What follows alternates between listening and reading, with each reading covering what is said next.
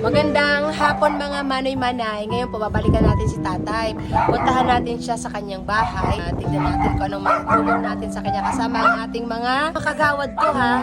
Mga kagawad. So ngayon po, tignan natin ang sitwasyon niya. Let's go guys! Okay, manoy-manay, puntahan natin yung kapatid ni tatay. Ano, interview natin yung situation ni tatay. Go! So Manoy, Manay, kaiba ta po ang tugang ni Manoy Aping. Ano po si Manay Monica. So inaapot ta po ang status o estado ni Manoy Aping po digdiyo sa Barangay San Isidro.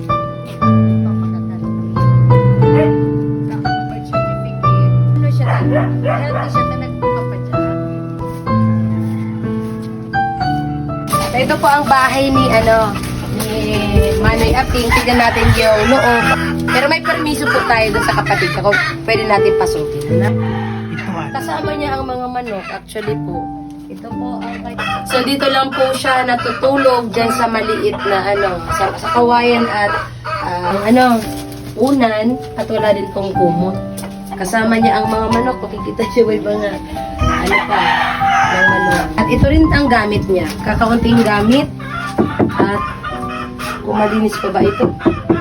Bayan tanay. Palitan natin po ito pagbalik natin.